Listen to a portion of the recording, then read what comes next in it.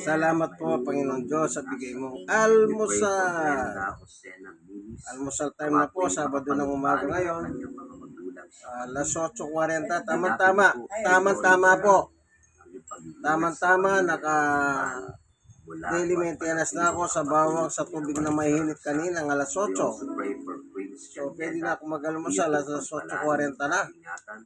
Ito po ang pagkain na bigay ng Diyos. Okay, meron po tayong tinapay, pan, meron man tayong pinapalaman na areno.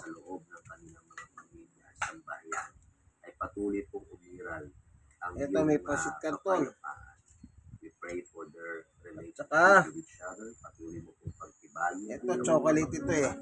Ang iyong pag-ibig nawa. Ang lagi Ayan, para makita nyo yan, chocolate. Ayun yung aso. Salamat po sa pag-aaral. Chocolate. Praise God. At ngayon po ay ating Ito po yung chocolate. Champion. Mga kaibigan. Sipin nyo, almusal, champion talaga eh. No? Energen, champion. Ayan. Okay. Ito siya. Kain na po tayo, kaibigan. Kaya atin po silang damayan sa pamamagitan ng ating mga sama-samang panalangin. Ama naming banal, kami po ngayon ay namamagitan para po sa aming mga kapatid, mga kaibigan, na ngayon po ay nag-undergo ng chemotherapy at marahil sila po ngayon ay mayroong karamdaman na cancer. Ama namin Diyos, ang iyong awa at ang iyong habag ay inyo pong ipagkaloob at iparanas sa amin pong mga kapatid at kaibigan. Dinadalangin namin, abutin mo ang kanilang mga pangangatawan, palakasin mo nawa at tulungan na mapagtagumpayan ang bawat chemotherapy session. Tulungan mo din na mag-respond positively ang kanilang katawan sa mga medications na kanilang ginagawa. Sasawayin mo rin ang anumang mga komplikasyon. Tulungan nyo rin po na tugunan ang financial needs nila para sa kanilang gamutan. Nawa po Diyos, bigyan mo din sila ng kapayapaan at kapanatagan ng kanilang isip at puso. Pawiin mo ang anumang mga negative thoughts, anumang mga kawalan ng pag-asa, pawiin niyo po. Bagkus, dagdagan niyo po ang kanilang pananalig sa iyo. And during this time of struggles and trials, palaguin niyo po ang kanilang pagkakilala sa iyo. Tulungan mong lalong lumalim ang kanilang relasyon sa iyo. Oh, hallelujah! We pray that you comfort each one of them. Maraming salamat po. Hallelujah!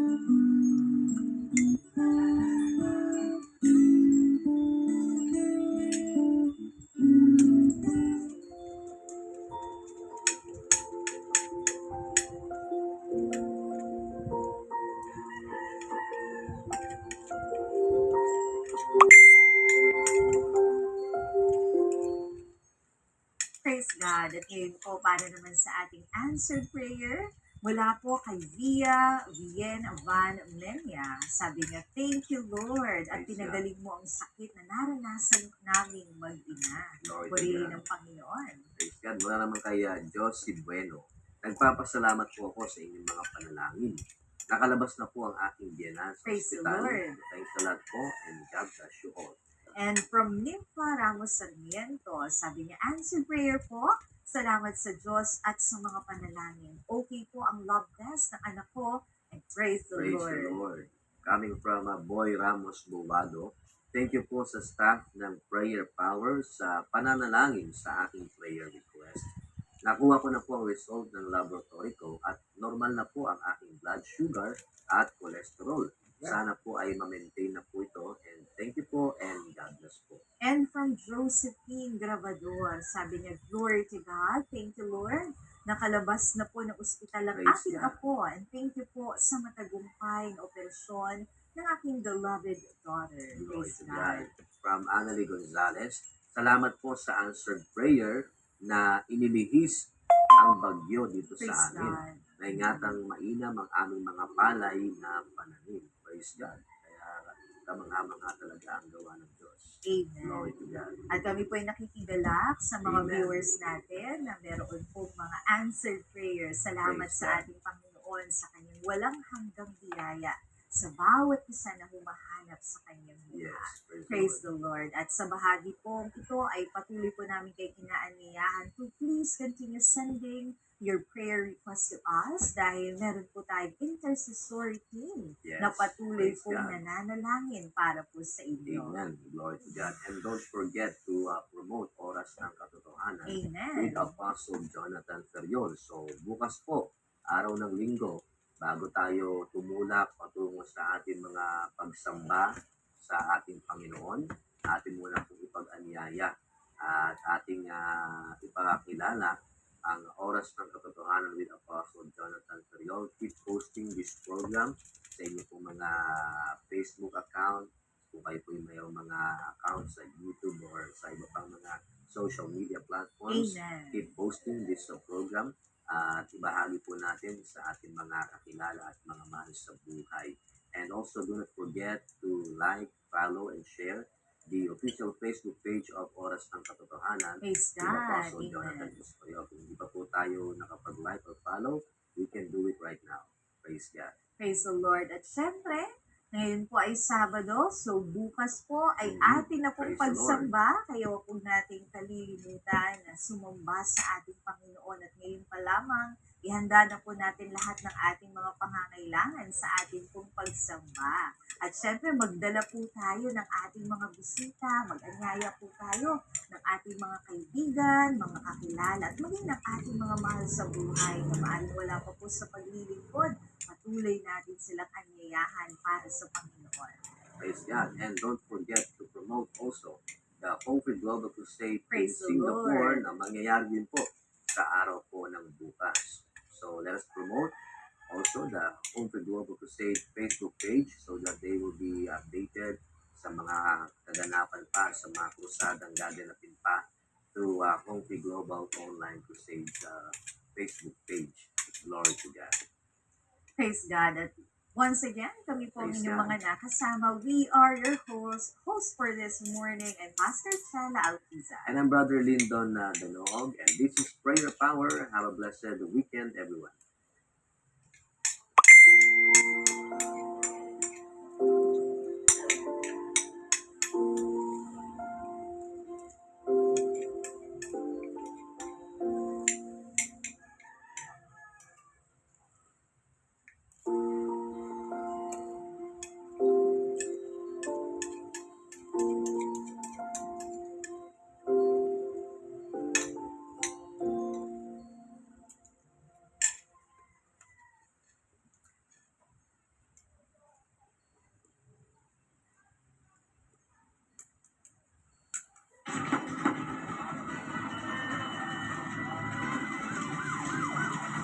Sama-sama tayo magiging.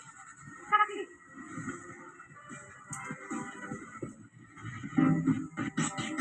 Binayo ng malalakas na ulan at hangin ang ilang bahagi ng Luzon at Visayas dahil sa bagyong Opong.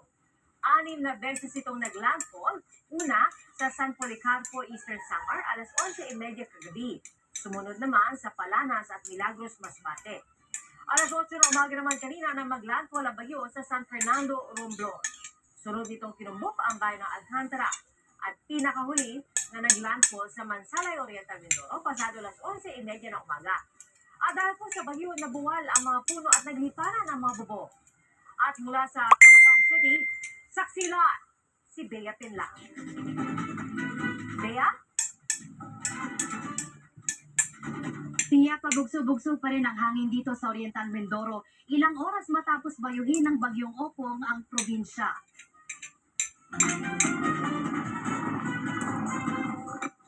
Tila nililipad ang mga alon.